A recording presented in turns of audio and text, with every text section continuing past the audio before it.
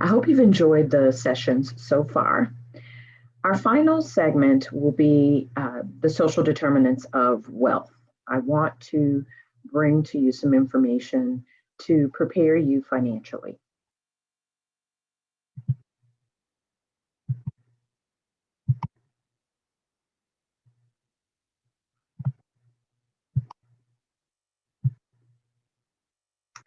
So ultimately, we are providing financial insights for seniors and those who love them.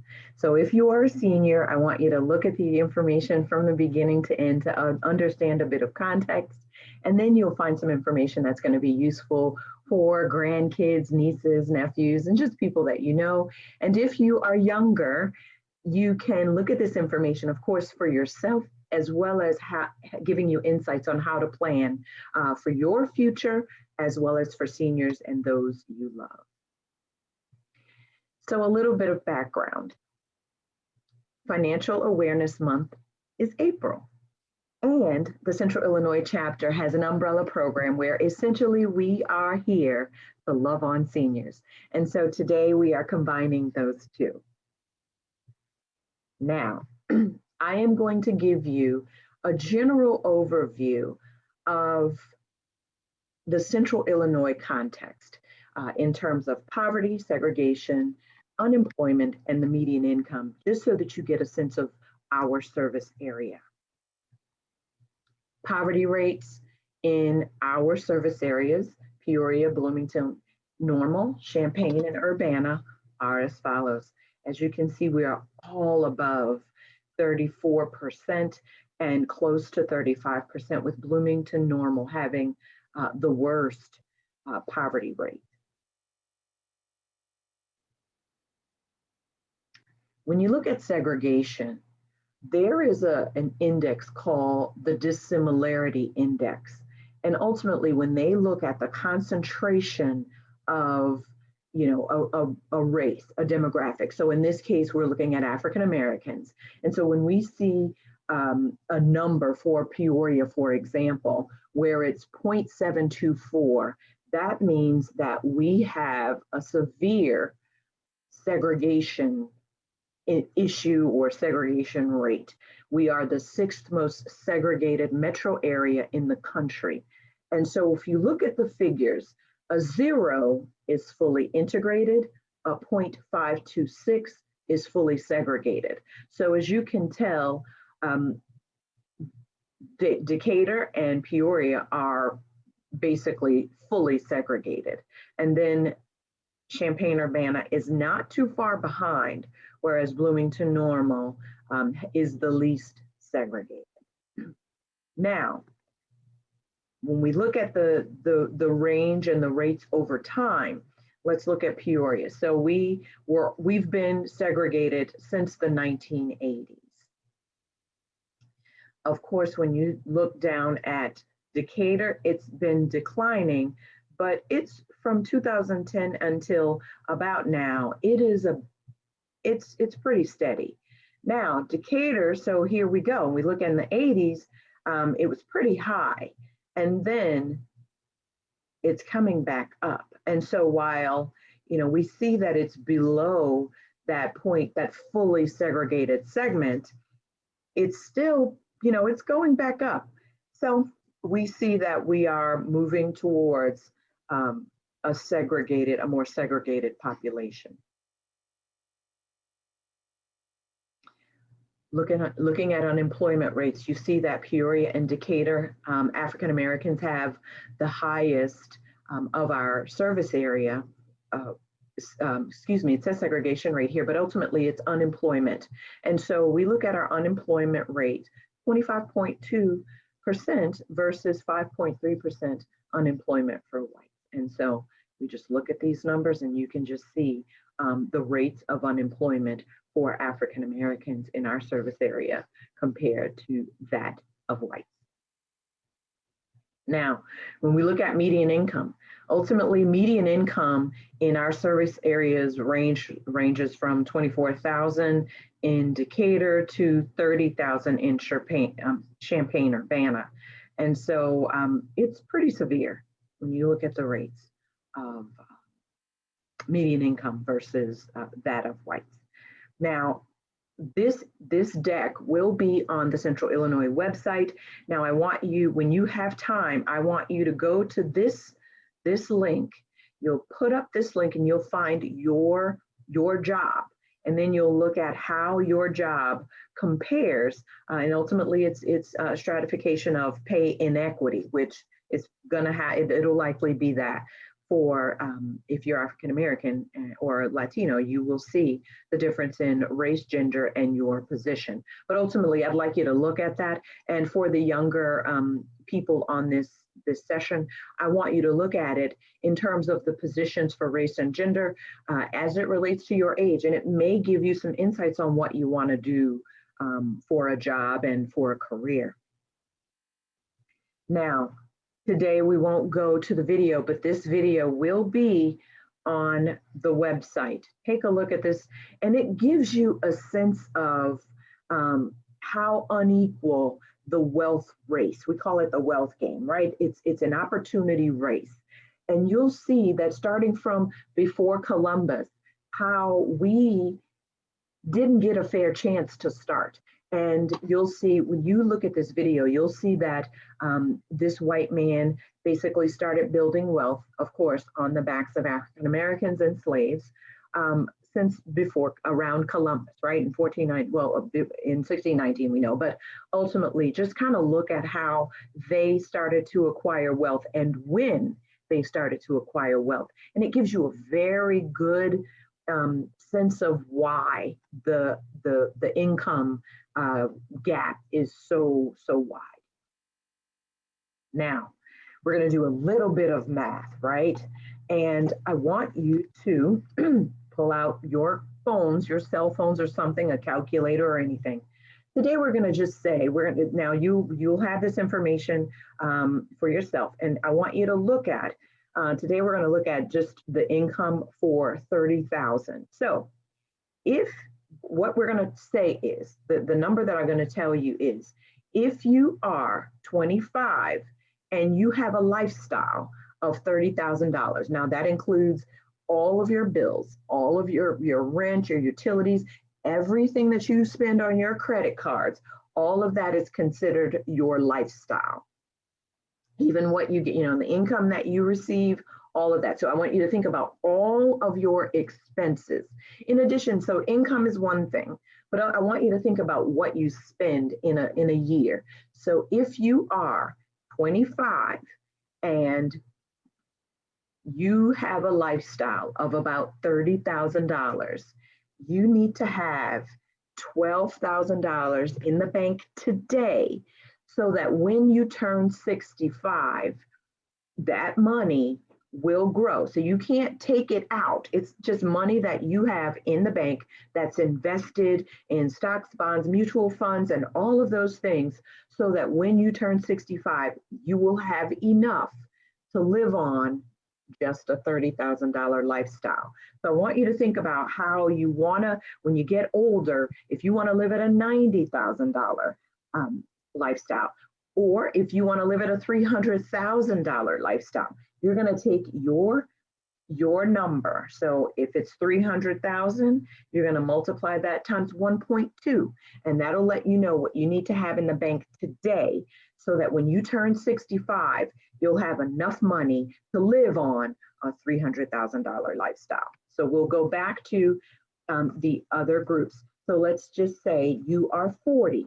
I want you to multiply 30,000 times 1.6.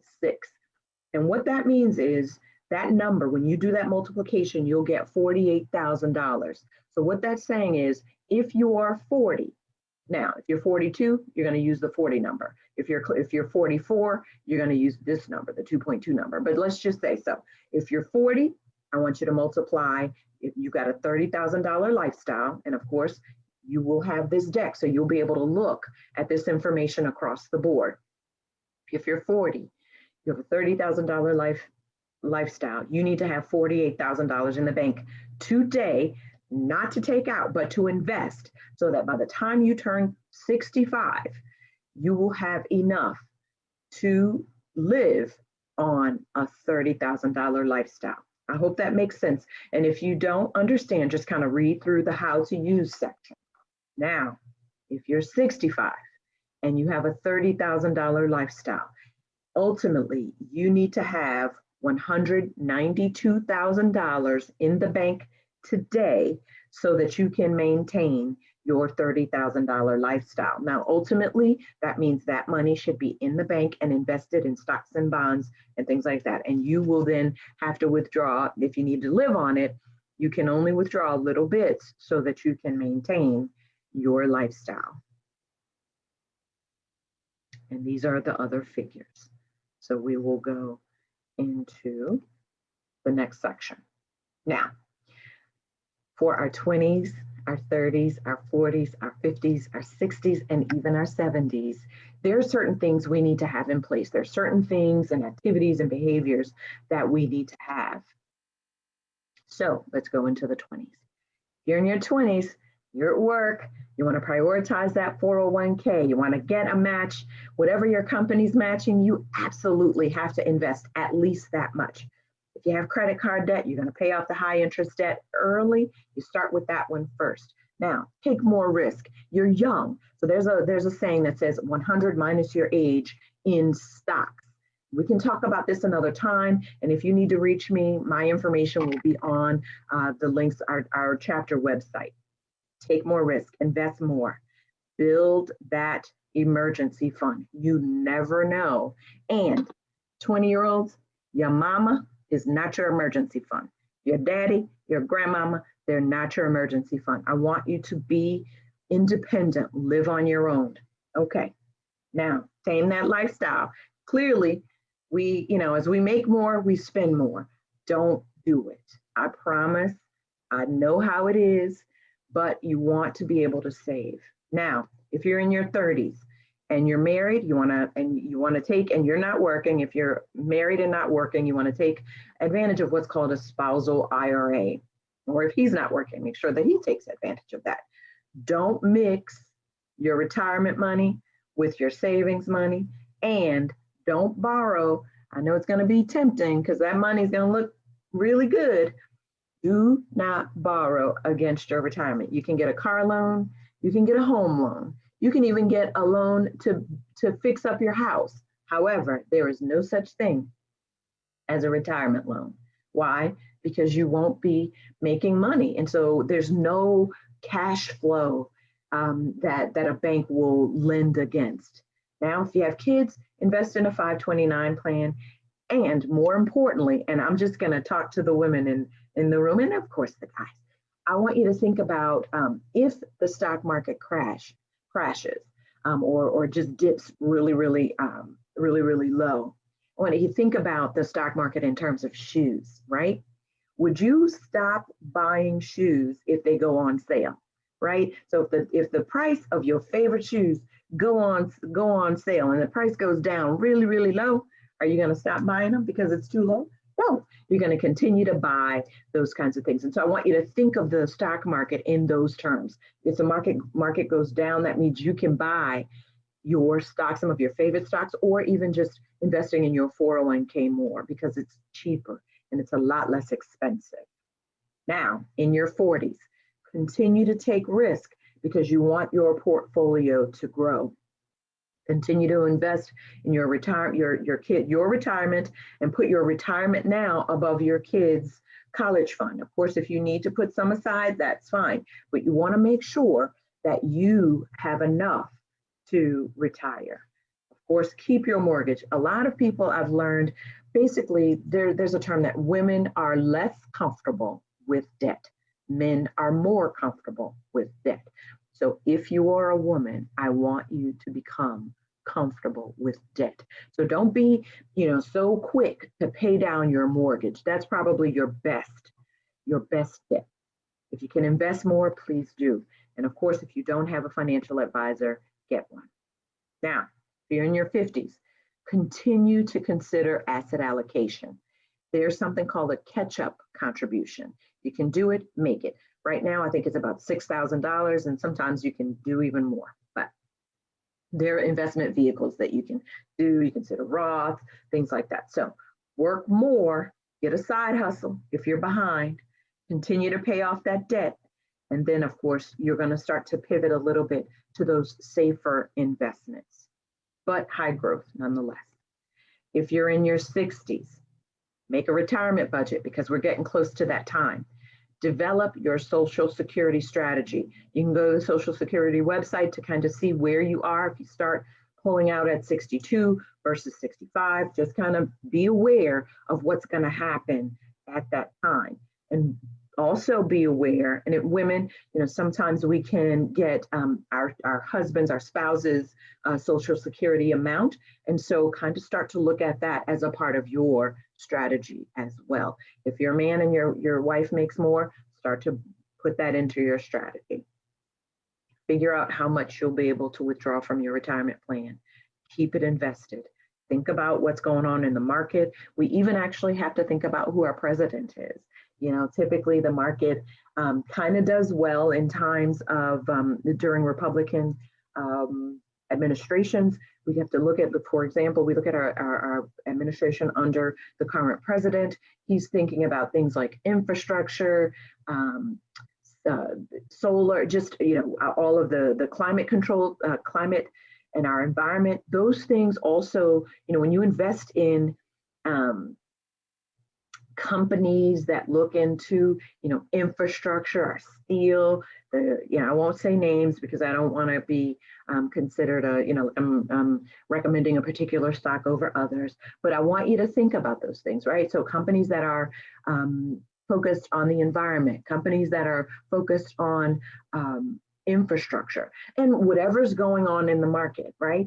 So you also consider investing the way you live. Think about, take a day when you look at how you live, where you get your gas, where you grocery shop, where you buy your clothing and things like that. So, or in certain times, how much do you pull back? What do you pull back on when times are tough?